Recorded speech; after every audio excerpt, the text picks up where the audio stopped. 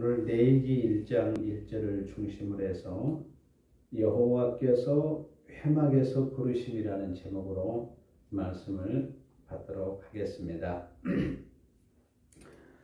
자, 구약 시대에는 회막이 있었고 신약 시대에는 예수님 자신의 몸인 성전, 성령의 전이 우리를 만드셨습니다. 그래서 하나님께서는 하나님의 자신의 뜻을 이루기 위해서 먼저는 에덴을 창설하시고 에덴 자체를 성전으로 삼았습니다. 그래서 에덴에서 아담과 하와를 만나주시고 또 죄가 들어오고 난 이후는 제단을 통해서 만나주시고 이제 이스라엘 백성들을 애굽에서 출애굽시켜서 구원받은 백성들에게 오늘 여기 회막이라고 하는 것은 성막, 그러니까 쉽게 이야기하면 옛날에 여러분들이 시골에 들어본 그 뭐라고 그러죠?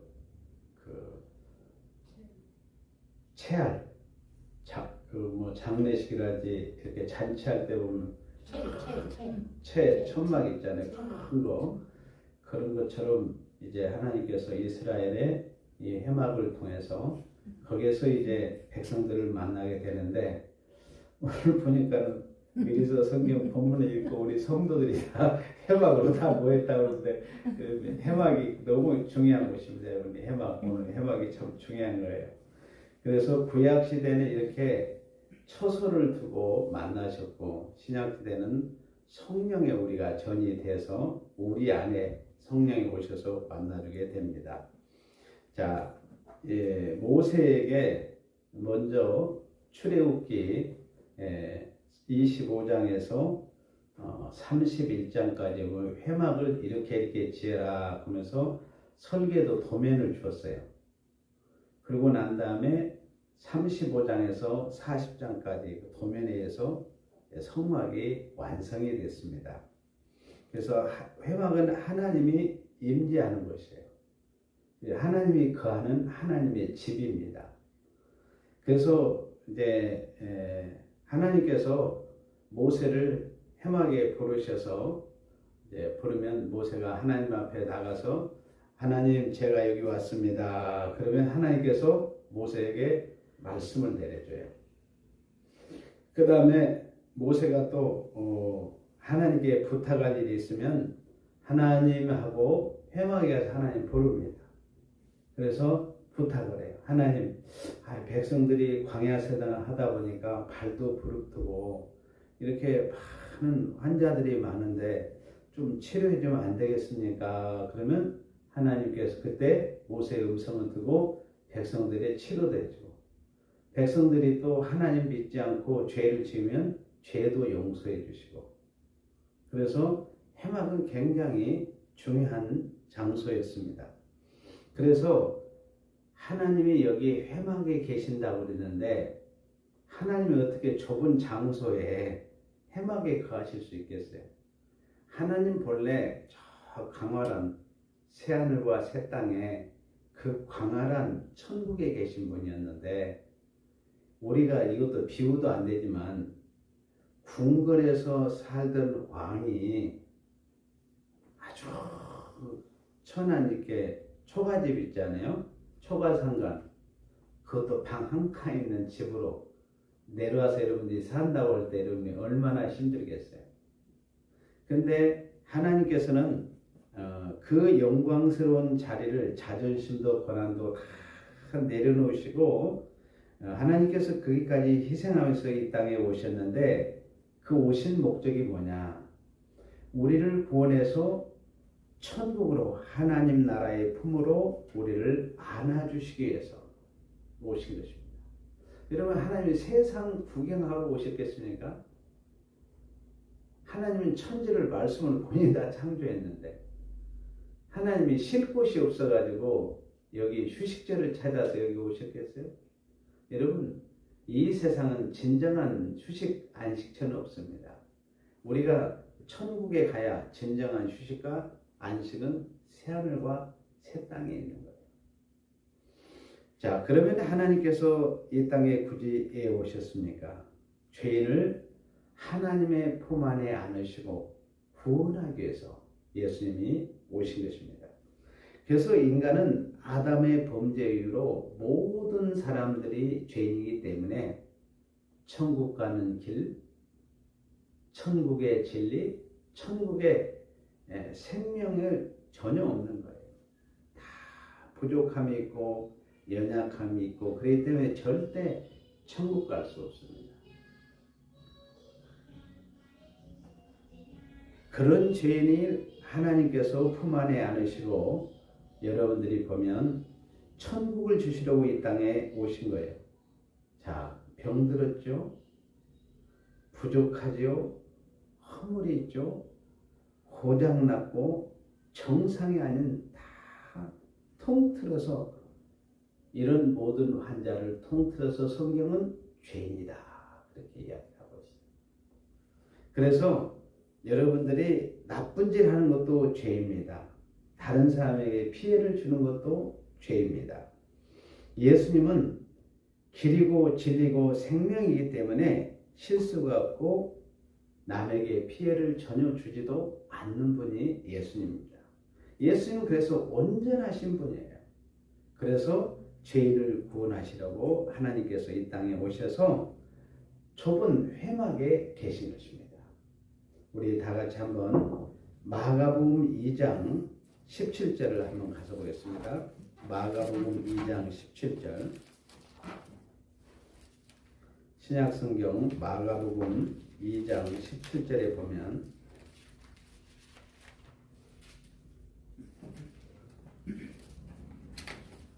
예수께서 들으시고 그들에게 이르시되 건강한 자에게는 의사가 쓸데없고 병든 자에게라 쓸데있느니라. 나는 의인을 부르러 온 것이 아니오며 죄인을 부르러 왔노라 하시니라. 자, 건강한 사람에게는 의원이 쓸데없습니다. 그러나 우리 모두는 병든 자로 건강하지 못한 죄인입니다. 다 부족한 거예요. 고장난 사람들입니다. 빗나간 사람들입니다. 완전한 분은 하나님 한 분밖에 없습니다. 그래서 로마서 3장 23절에 보면 모든 사람이 죄를 범하였으며 의인이 한 사람도 없다는 거예요. 하나님의 영광에 이를 수 없다는 것입니다.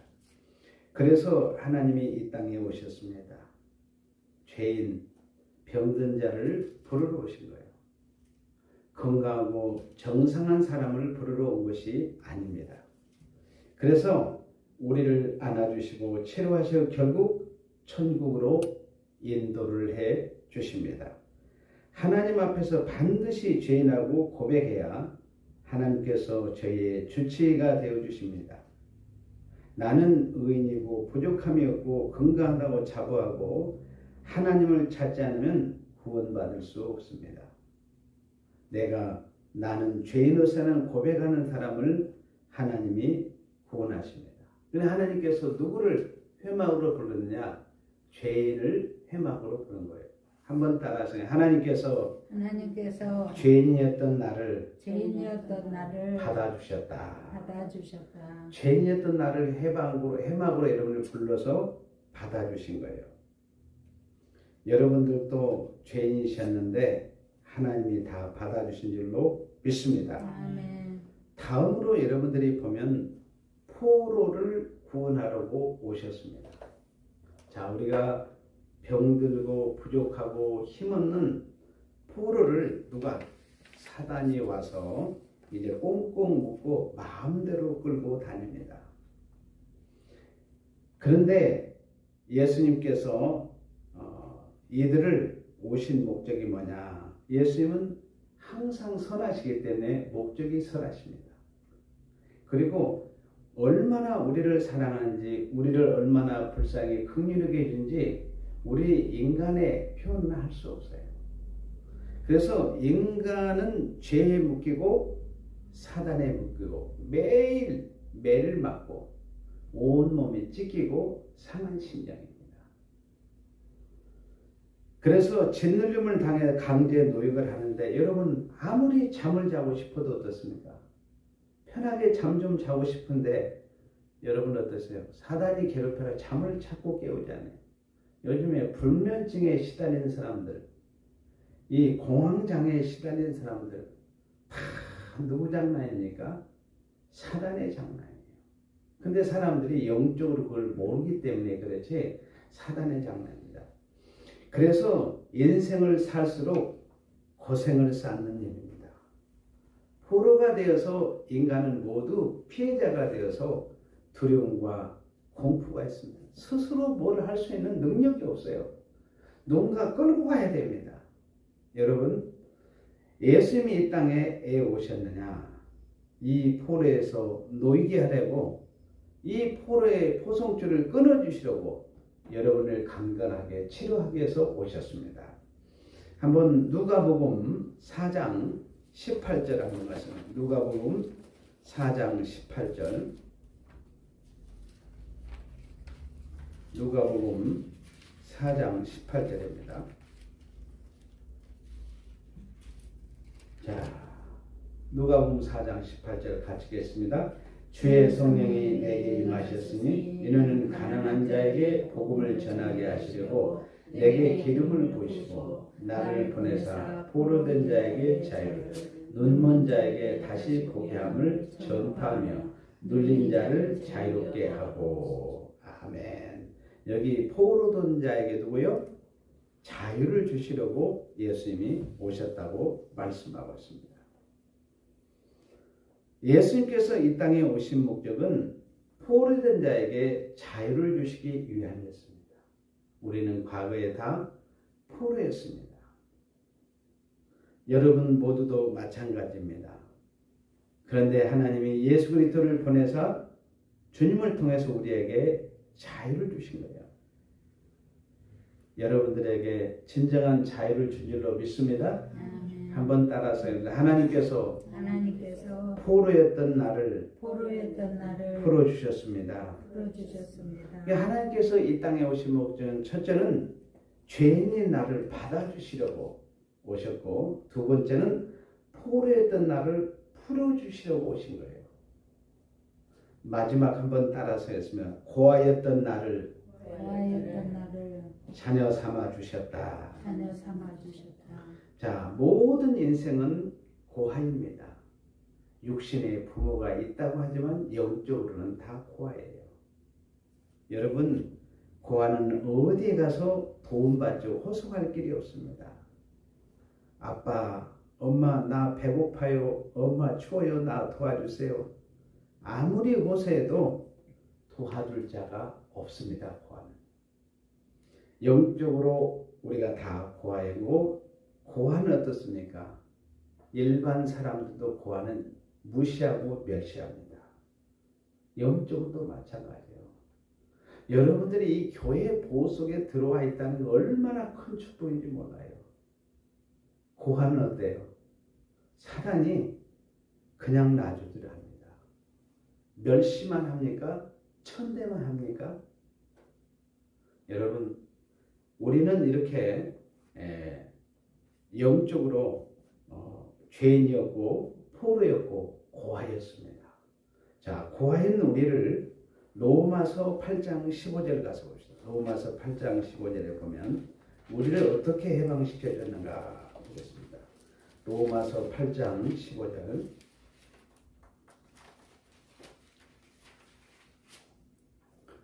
너희는 다시 무서워하는 종의 영을 받지 아니하고 양자의 영을 받았으므로 우리가 아빠 아버지라 부르짖느니라. 할렐루야. 자, 고아였던 나를, 죄인이었던 나를, 포로였던 나를, 고아였던 나에게 예수님이 이 땅에 오신 목적은 우리를 자녀 삼아 주시기 위해서 예수님이 오신 거예요. 그러니까 여러분들을 오늘 회막으로 하나님이 부르신 것은, 신약으로 하면 교회로 부른 것은 따라서 하겠습니다. 하나님께서 죄인이었던 나를 받아주시기 위해서 오셨다. 하나님께서 하나님께서 포로했던 나를 포로였던 나를 풀어주시기 위해서 오셨다. 풀어주시기 위해서 오셨다. 고아였던 나를 고아였던 나를 자녀 삼아 주시기 위해 오셨다. 자녀 삼아 주시기 그러니까 여러분들이 아담 안에서 태어난 모든 사람이 죄인이요 포로됐던 자요 고아였는데 여러분들을 해막 하나님의 집으로 불러주신 거예요. 그래서 여러분이 이제 죄인이 아니라 의인이 됐고 죄의 포로에서 여러분들은 자유인이 됐습니다. 여러분들은 전에 고아였는데 나는 하나님 나라의 신분이 이제 완전히 바꿔지게 된 거예요. 나는 하나님 나라의 공주가 되고 왕자가 된 겁니다. 이렇게 여러분들이 해막으로 하나님 우리를 부르신 이 깊은 목적의 뜻을 여러분이 잘 깨달았으니까 이제 여러분이 죄인으로 살지 말고 의인으로 사시기를 바랍니다. 아멘. 여러분들은 당당한 의인이에요. 천국이 확정됐습니다. 그리고 여러분들은 죄의 포로에서 이제 완전히 해방된 거예요.